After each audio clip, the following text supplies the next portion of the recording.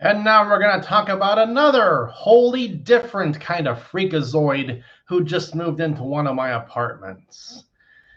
Now, this one here, it's got some the how to describe it and the things I would normally say. I got to kind of hold it down at the risk of offending all the liberal YouTube censors.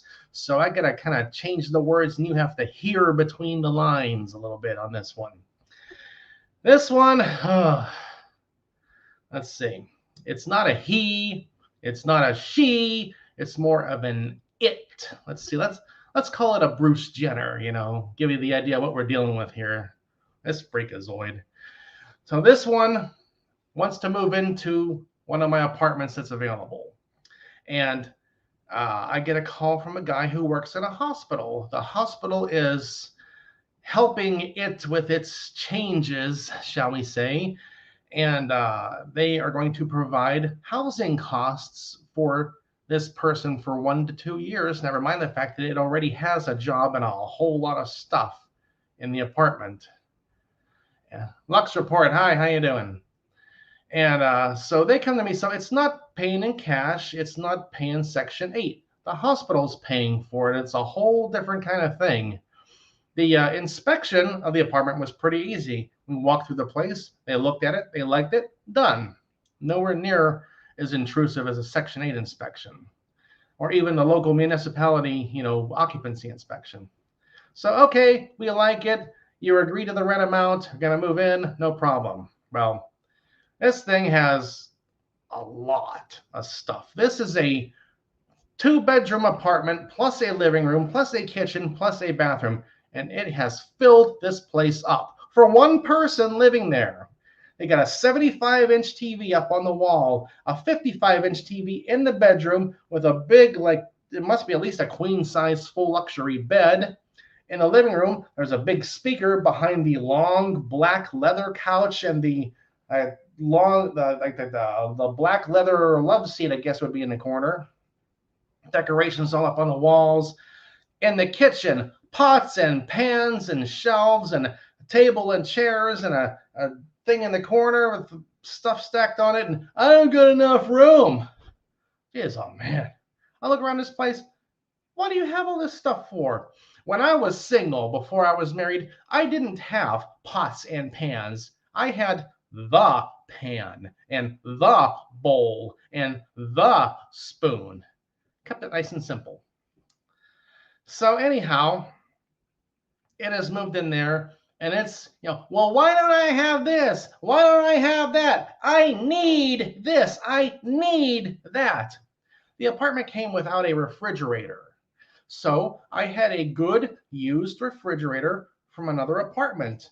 It's old. It's kind of like a tan, beige, dull, faded, scratched up kind of thing. But hey, what is the primary purpose of a refrigerator? To keep your food cold. And that it does fine. Who cares what it looks like? Get a can of spray paint and spray paint it white if you want. I don't care. Oh, no, I can't have that. I need the $3,000 double door swing out stainless steel refrigerator because I'm going for a certain look in my apartment and it has to look nice. For someone in your situation, looks are the least of your problems. That's the last thing you need to be worried about. Oh boy, it's just really amusing to listen to what this person's problems are and why isn't it all perfect and how come you didn't just know I would want that and why is this like this and I need that. Oh boy, it's really amusing. So I was just over there the other day, and there was a wooden drawer in the kitchen counter sink. It's an old, metal wooden thing, and this drawer was not in really good shape. I had fixed it up once already, and she, or whatever it is, called about the front panel of it was ripped loose, the one I just fixed. Well, I went over there. It was packed full of all kind of metal utensils and things, and it was very heavy. And I'm sure they were just ripping this thing open. Yeah, and you broke it again. So now I have to take it out and fix it again. And I told them, take the drawer out, take the stuff out of it, put the drawer down on the front porch. I'll come by and I'll pick it up and I'll take it home and fix it. Oh, that's too much trouble. Why would I have to wait for it? I shouldn't have to wait for it. Why don't I have it now? Oh, boy.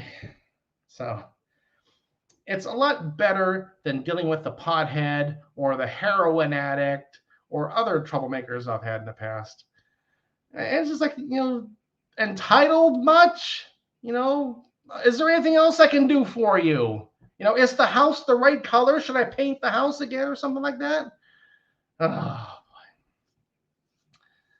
so let me think for a moment. Yeah, I think once this thing, another problem, it has the big speaker about that wide, about that tall, behind the big, long black leather couch. And it blasts its noise loud. I've had a couple of noise complaints already. The last time I happened to be going by the house to do some other things, and I got out of the car across the street and hear boom, boom, boom, boom, boom, all the thumping noise. And ain't music, it's noise up in the second floor apartment. And the people downstairs had just called me to complain about it. And I was there to get their rent check. And I went in and I was standing in their kitchen hearing a boom, boom, boom, boom, boom, boom, all the noise upstairs. So I'm just standing out front, ringing the doorbell. Ding. Wait a minute. Ding. Wait a minute. Ding. And now finally, after about 8 or 10 rings, it comes down the stairs in a towel and a shower cap, because apparently it was just in the shower, looking at me all annoyed, like, what do you want? I had to get out of the shower to come down here. Why didn't you call? Well, you probably wouldn't have heard the phone ringing. I would have heard. Well, I was already here and I was talking to them and I was just ringing the doorbell. Yeah, but all the noise, and I would give her a good lecture again about all the noise. You got other people on both sides and down below you, and they all know me and they all have my phone number. And I told them, give me a call. If they want to call the police for a noise disturbance, go right ahead and do it. I've already told them. I'm fine with that, no problem at all. Turn your noise down. Get yourself a set of wireless headphones and blow your brains out for all I care. Have a set of hearing aids by the time you're 40 years old. I pay the rent in this apartment here and I can play my music as loud as I want. First of all, you don't pay your rent. You're freeloading off the hospital. They're paying your rent for you. And you got neighbors around you and you're bothering them, so you're bothering me, and that ain't going to happen. Because I like all the neighbors and they're all good and they like me, and we're going to keep it that way. So, have you ever thought about owning a rental property and dealing with your tenants? You get to encounter situations like this. So, okay, let me think here for a moment. I think that's all about the Bruce Jenner and the apartment and that whole rigmarole. I don't understand that whole thing. And you can go to all the surgeries and all the hormone shots and all the psychiatrist visits in the world. DNA is DNA. XX, XY. You are this, you are that. It doesn't change. That's my little rant on the subject. We'll see if, YouTube censors that. Anyhow, so I think it will settle down and calm down eventually and realize it was wrong. And things will be better with this one. And it's easy money, full price, 1 to 2 years of getting this check, guaranteed money. So I would like to have it go nice and smooth. All right, well, I think that's all for this episode. We got a few more episodes to summarize the Tales from the Landlord series coming up in the next few days or week or so.